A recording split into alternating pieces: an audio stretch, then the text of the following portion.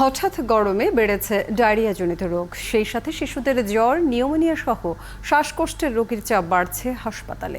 এ সময় বেশি করে তরল খাবার খাওয়ার পরামর্শ দিচ্ছেন চিকিৎসকরা।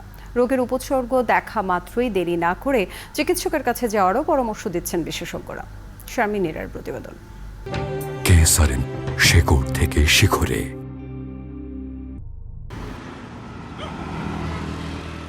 বৈশাখের শুরুতেই গরমের দাপট, তবে এই গরমই শেষ নয়।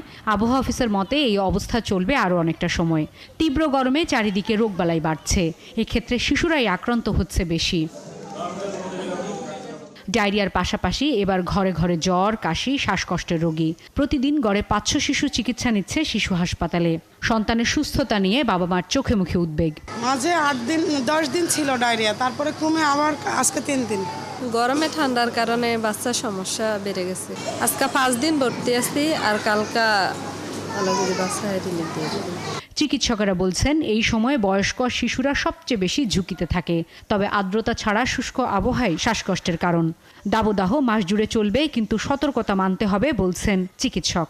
যেমন নভেম্বর ডিসেম্বরে সাধারণত ঠান্ডা কাশি, অ্যাজমা, ওই সময়টাতে ধুলাবালি রিলেটেড ফ্লুগুলো বেশি থাকে। তখনও এই সংখ্যাটা নভেম্বর ডিসেম্বর জানুয়ারিতেও ইভেন সেটা 400, 350, 400 এরকম ছিল। কিন্তু আমরা ফেব্রুয়ারি মার্চ থেকেই দেখা যাচ্ছে যে এটা 500 ক্রস করে গেছে। এই মাসে আমাদের আরও বাড়বে। গত 24 ঘন্টায় আমাদের বহির্বিভাগে চিকিৎসা পেয়েছে 1055 জন। এদিকে হিটস্ট্রোক এড়াতে দিনের বেলা অযথা বাইরে বের না হওয়ার পরামর্শ আইসিডিডিআরবির। সংস্থাটি বলছে বাইরে গেলে অবশ্যই ছাতা বা টুপি ব্যবহার করতে হবে, পরিধান করতে হবে সুতি কাপড়, প্রচুর বিশুদ্ধ পানি ও তরল খাবারের পাশাপাশি খেতে হবে সহজপাচ্য খাবার। এই গরমে কঠিন শারীরিক পরিশ্রম থেকে বিরত থাকার নির্দেশনা দিয়েছে সংস্থাটি। ডায়রিয়া হলে স্যালাইন খাওয়ানো সহ চিকিৎসকদের শরণাপন্ন হওয়ার পরামর্শ আইসিডিডিআরবির। শারমিন নীরা, 71, ঢাকা।